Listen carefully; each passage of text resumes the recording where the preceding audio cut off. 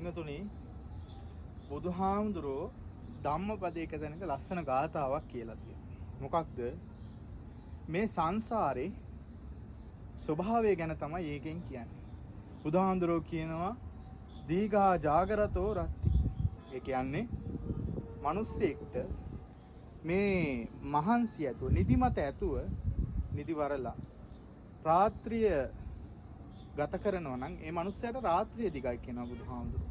ඊළඟට බුදුහාමුදුරුවෝ කියනවා දීගං සන්තස්ස යෝජන. ඒ කියන්නේ බුදුහාමුදුරුවෝ කියනවා පින්වතුනි මේ ලෝකේ කවුරු හරි මිනිස්සෙක් ඉන්නවා නම් ගමන් විඩාවෙන් මහන්සියෙන් ගමනක් යනවා නම් ඒ මනුස්සයාට යන්න යොදුන හරිය දුරයි කියනවා බුදුහාමුදුරුවෝ. ඊළඟට බුදුහාමුදුරුවෝ අනිත් පැත්තට කියනවා දීගෝ බහලානං සංසාරෝ. බාලයට සංසාරෙ දිගයි කියනවා.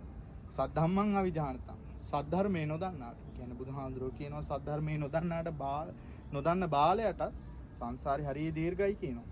ඉතින් පින්වතුනි බුදුහාමුදුරුවෝ කියලා කිව්වේ අපි අන්නේ ගණයට නොවැටි. අපි සංසාරේ කෙටි කරගන්න මිනිස්සෙක් බවට පත් වෙන්න ඕනේ කොහොමද? ධර්මයේ හොඳින් අධ්‍යයනය කරලා. ධර්මය ගැන මනාව අවබෝධයකින් ඔබත් ඉඳලා මේ සංසාරේ කෙටි කරගන්න වීර්යය වඩන්න නිතරම. එහෙනම් හැම දිනාටම තෙරුවන් සරණයි.